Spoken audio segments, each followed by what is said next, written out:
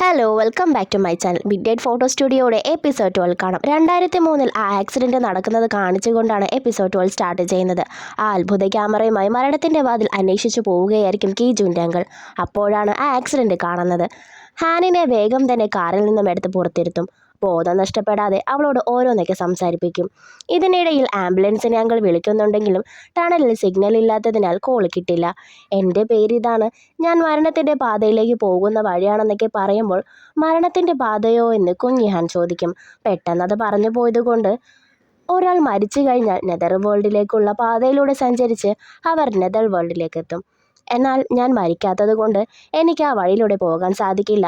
അതുകൊണ്ട് ഞാൻ മരണത്തിൻ്റെ വാതിൽ അന്വേഷിച്ച് നടക്കുകയാണെന്ന് അങ്കിൾ പറയും. അതെന്തിനാണെന്ന് ഹാൻ ചോദിക്കുമ്പോൾ എനിക്ക് നിൻ്റെ പ്രായത്തിലുള്ളൊരു നെഫ്യൂ ഉണ്ട്, അവന് പ്രായമാകുന്നത് കാണാനാണെന്ന് അങ്കിൾ പറയും. സിഗ്നൽ കിട്ടാത്തത് കാരണം അങ്കിൾ പുറത്തേക്കിറങ്ങും നേരം കാറിലായി ക്യാമറ ഇവൾക്ക് കൊടുത്ത് ഇതൊരു അത്ഭുത ക്യാമറയാണ്, ഇതിന് ജീവൻ രക്ഷിക്കാനുള്ള കഴിവുണ്ട് എന്നൊക്കെ പറഞ്ഞ് അത് ടൈറ്റായിട്ട് പിടിച്ചിരുന്നോളാൻ പറയും. അങ്കിൾ ടണലിന് പുറത്തേക്ക് ഇറങ്ങും. വരുന്ന ഒരു കാറിന് കൈ കാണിക്കുന്നുണ്ടെങ്കിലും ആ കാർ നേരെ വന്ന് അങ്കിളിനെ ഇടിച്ചിടും. ആ കാർ ടണലിലേക്ക് കയറുന്നത് കണ്ട് പേടിച്ച് ഹാൻ ക്യാമറയുമായി കാറിന് പിന്നാലെയായി ഒളിഞ്ഞിരിക്കും. നീ ആ ഫോണിന് വേണ്ടിയിട്ടാണോ ഇവിടെ വന്നത്? നിന്നെ കാരണം ആരോ മരിച്ചു, നീ ഞങ്ങളെയും കൊല്ലും, ഇതാ അയാളുടെ കാറല്ലേ എന്നൊക്കെ പറയുന്നത് ഹാൻ കേൾക്കുന്നുണ്ട്. പെട്ടെന്ന് അവളുടെ കയ്യിലുണ്ടായിരുന്ന ക്യാമറ താഴേക്ക് വീഴും. ആ ശബ്ദം കേട്ട് ഹാൻ അരികിലേക്കായി അവർ വരും. അപ്പോഴേക്കും അന്വേഷിച്ചു വന്ന ഫോൺ കിട്ടിയതോടെ അയാളുടെ ശ്രദ്ധ മാറും. അയാൾ മരിച്ചു കാണോ, അയാൾ നമ്മളെ പോലീസിൽ റിപ്പോർട്ട് ചെയ്താലോ എന്നൊക്കെ പറയുകയായിരിക്കും. ഈ സമയം ക്യാമറയിൽ നിന്നും ഒരു വെട്ടം വരികയും ഹാനിൻ്റെ ബോധം പോവുകയും ചെയ്യും. ആ ടൈമിലാണ് അവളുടെ കയ്യിൽ ആ ഒരു സീൽ ഉണ്ടാകുന്നത്. എല്ലാം ഓർത്ത് ഹാൻ കീജുവിനോട് ഓർത്തെടുത്ത കാര്യങ്ങളെല്ലാം പറയും. അത്ര ക്ലിയർ അല്ല, എന്നാലും ആ മരിച്ച 2 പേർ തന്നെയായിരുന്നു അവർ. ഒരു ഫോൺ അന്വേഷിച്ചാണ് വന്നത്. ആക്സിഡൻറ്റിൻ്റെ ടൈമിൽ നഷ്ടപ്പെട്ടതാകാം. അത് തേടി വന്നപ്പോഴാണ് അങ്കിളിനെ അവർ അപകടപ്പെടുത്തിയത്. അങ്കിള് ഒരു വിറ്റ്നസ് ആയതുകൊണ്ടാകാം എന്നൊക്കെ ഹാൻ പറഞ്ഞുകൊണ്ടിരിക്കുന്ന ടൈമിൽ കീജുൻ ഹാനുമായി ഫുഡ് കഴിക്കാൻ കയറും. അങ്കിളിൻ്റെ ആക്സിഡൻറ്റിനെ കുറിച്ച് ഒരു റെക്കോർഡും ഇല്ലാത്തത് കൊണ്ടാകാം 20 വർഷമായിട്ടും അങ്കിളിനെ കുറിച്ച് അറിയാതിരുന്നത്. ആ മരിച്ച ആളുകൾ തന്നെയാണ് കുറ്റവാളികളെങ്കിൽ എന്തുകൊണ്ടായിരിക്കും ലീ ഹ്യൂങ് ഇത് കവർ ചെയ്തത് എന്നൊക്കെ ഹാൻ പറയും. കീജുൻ ആണെങ്കിൽ ഇവളോട് ഫുഡ് കഴിക്കാൻ പറയും. അതിനൊന്നുമുള്ള ടൈമല്ല ഇത്. എൻ്റെ പാരൻസിനെ കൊന്നവർ തന്നെയാണ് നിൻ്റെ അങ്കിളിനെയും കൊലപ്പെടുത്തിയത്. നിൻ്റെ അങ്കിൾ കാണാതായതല്ല, കൊല്ലപ്പെട്ടതാണ്. അതൊക്കെ എനിക്കറിയാം, നീ ഇപ്പോൾ ഫുഡ് കഴിക്കാമെന്ന് കീജുൻ പറയും. നീ എന്താ ഇതിനൊന്നും ഇൻട്രസ്റ്റ് കാണിക്കാത്തതെന്ന് ചോദിക്കുമ്പോൾ തീർച്ചയായും ഉണ്ട്. 20 വർഷമായി ഞാൻ അദ്ദേഹത്തെ തേടി നടന്നു. ഇപ്പോൾ അദ്ദേഹം മരിച്ചത് എങ്ങനെയാണെന്ന് പറഞ്ഞു. ഞാൻ പ്രായമാകുന്നത് കാണാൻ വേണ്ടിയിട്ടാണ് അദ്ദേഹം ആ വഴിയെ പോയത്. അദ്ദേഹത്തിൻ്റെ മരണവഴിയാണ് അദ്ദേഹം തിരഞ്ഞെടുത്തത്. എന്ത് വിഡ്ഢിത്തരമാണ്. പിന്നെന്തായെന്ന് ഹാൻ ചോദിക്കുമ്പോഴേക്കും കാരണം നീ നിന്നെ തന്നെ കുറ്റപ്പെടുത്തും. നീ കാരണമാണ് അങ്കിൾ മരിച്ചതെന്ന് നീ വിചാരിക്കും. അങ്കിളിന് എന്ത് തന്നെ സംഭവിച്ചിരുന്നാലും അതൊന്നും നിൻ്റെ ഫോൾട്ട് കൊണ്ടല്ല. നിന്നെ കാരണമാണ് ഇപ്പോൾ സത്യങ്ങളെല്ലാം തന്നെ അറിയാൻ സാധിച്ചത്. അത് ഓർത്തെടുത്തതിന് നന്ദിയും കീജും പറയും. നീ എന്തിനാണ് എന്നോട് നന്ദി പറയുന്നത്?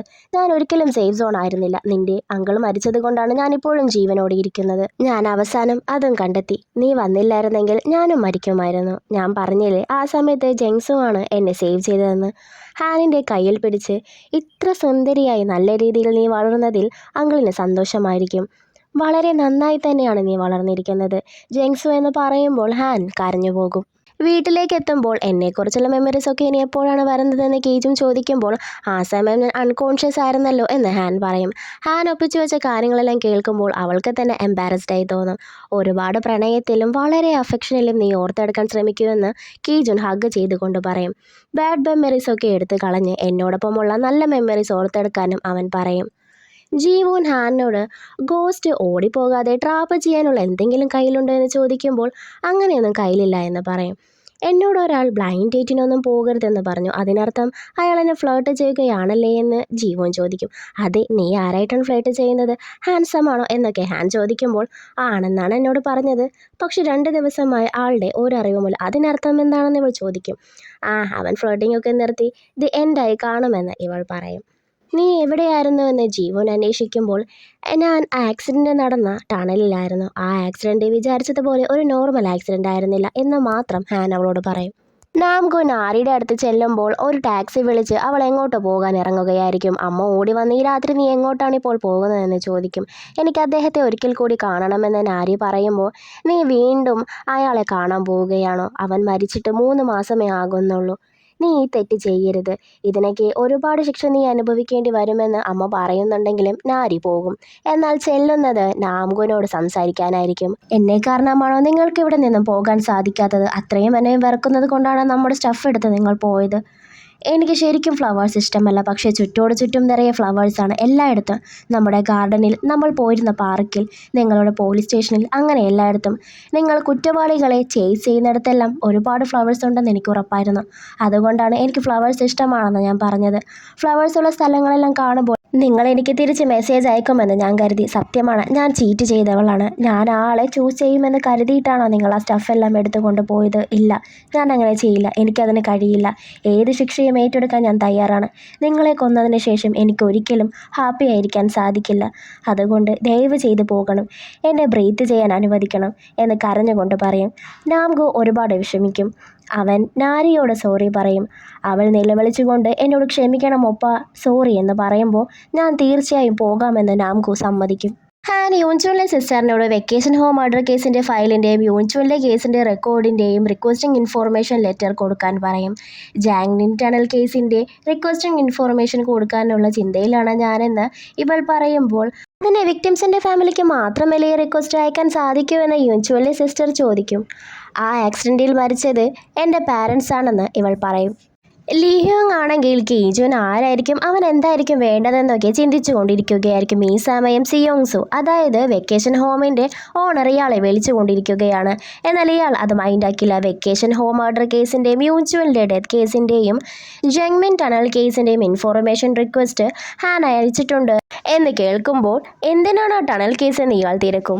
ഹാനായിരുന്നു ആ ആക്സിഡൻറ്റിൽ നിന്നും രക്ഷപ്പെട്ട ഒരേ ഒരാളെന്നറിയുമ്പോൾ ലീഹ്യും ശരിക്കും ഷോക്കാകുന്നതായി കാണിക്കും.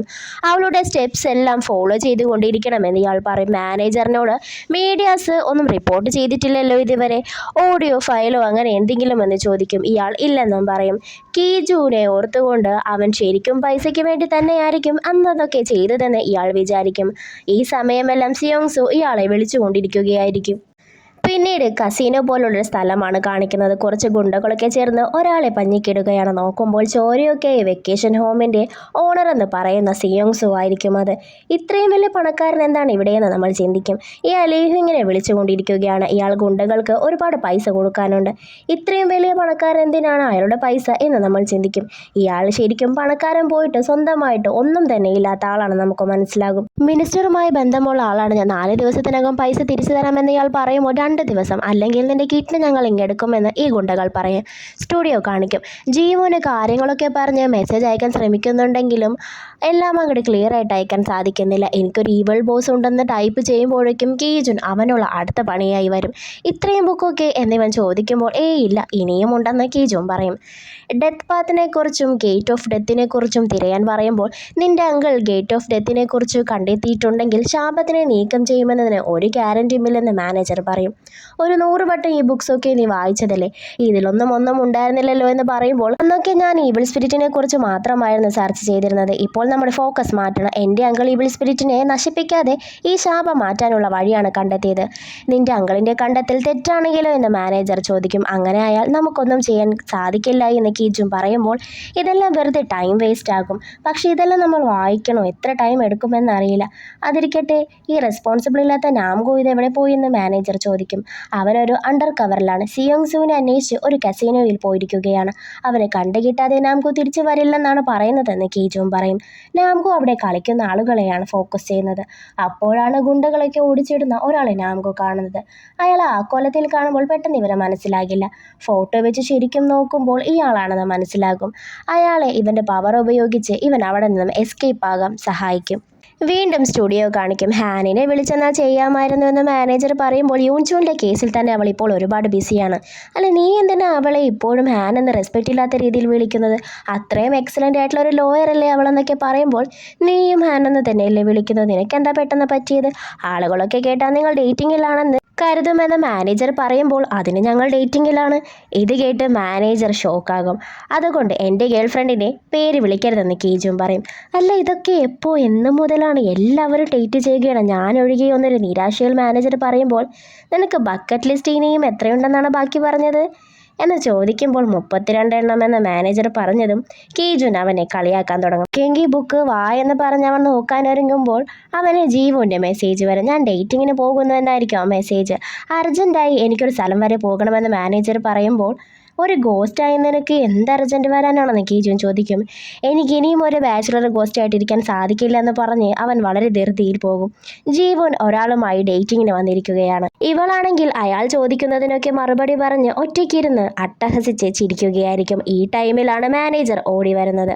ഉടനെ തന്നെ അയാളെ പൊസസ് ചെയ്ത് നിന്റെ പേഴ്സണൽ കാര്യങ്ങളൊക്കെ ആരോടും ഇങ്ങനെ പറയാൻ പാടില്ല, ഈ ലോകം അത്ര ശരിയല്ല എന്നൊക്കെ ഇവൻ പറയും.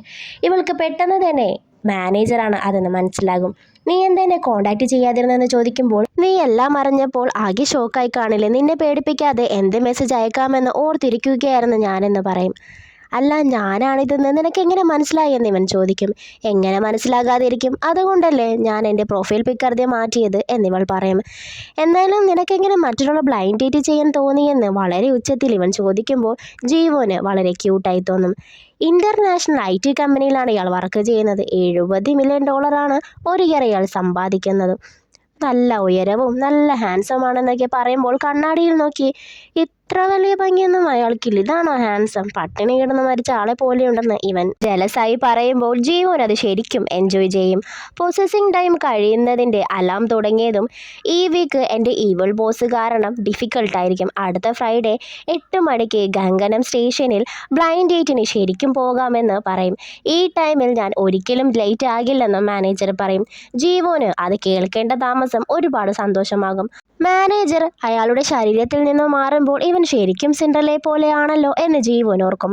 ഇയാളോട് എനിക്ക് മറ്റൊരു ഡേറ്റിംഗ് ഉണ്ട് സോറി എന്ന് പറഞ്ഞ് ഇവൾ പോകും നേരം അല്ല ഏത് തരം പ്രേതങ്ങളാണ് ഇപ്പോഴും ബോസിൻ്റെ കീഴിലൊക്കെ നിൽക്കുന്നത് എന്നിവൾ സംശയിക്കും. ഓഫീസർ ലീ യൂൻചുവിൻ്റെ അമ്മയെ കാണാൻ വരും. കീജുൻ പറഞ്ഞിട്ടാണ് ഞാൻ വന്നിരിക്കുന്നു എന്നാണ് ഇവൻ അമ്മയോട് പറഞ്ഞിരിക്കുന്നത്. ആ ഫോട്ടോ ഇവന് കാണിച്ചു കൊടുക്കും. ആ ഫോട്ടോ കാണുമ്പോൾ ശരിക്കും ഓഫീസർ ലീയുടെ കിളി പോകും. ഇത് ഈയിടെ എടുത്ത ഫോട്ടോ ആണോ എന്നിവൻ വളരെ സംശയത്തിൽ ചോദിക്കും. നിനക്ക് വിശ്വസിക്കാൻ കഴിയുന്നില്ലല്ലേ, എൻ്റെ കണ്ണുകളെയും എൻ്റെ മകനെ കണ്ടപ്പോൾ എനിക്ക് വിശ്വസിക്കാൻ കഴിഞ്ഞിരുന്നില്ല, അത് പ്രേതങ്ങളുടെ സ്റ്റുഡിയോ ആണെന്ന് അമ്മ പറയും. അവിടെ നിന്നും ഇറങ്ങുമ്പോൾ പിന്നെ പ്രേതങ്ങളുടെ സ്റ്റുഡിയോ. അപ്പോഴാണ് അന്ന് സ്റ്റേഷനിൽ വെച്ച് കീജുൻ താൻ ഫോട്ടോഗ്രാഫർ ആണെന്ന് പറഞ്ഞത് ഇവൻ ഓർക്കുന്നത്. ഇനി ശരിക്കും ഇതൊക്കെ സത്യമായിരിക്കുമോ? ഞാനിതെന്തൊക്കെയാണ് ചിന്തിച്ചു കൂട്ടുന്നതെന്ന് പറഞ്ഞ് ഓഫീസറിലേക്ക് പോകും. നെക്സ്റ്റ് പാർട്ടുമായി അടുത്ത വീഡിയോയിൽ കാണാം. വീഡിയോ ഇഷ്ടപ്പെട്ടാൽ like, share and subscribe. By.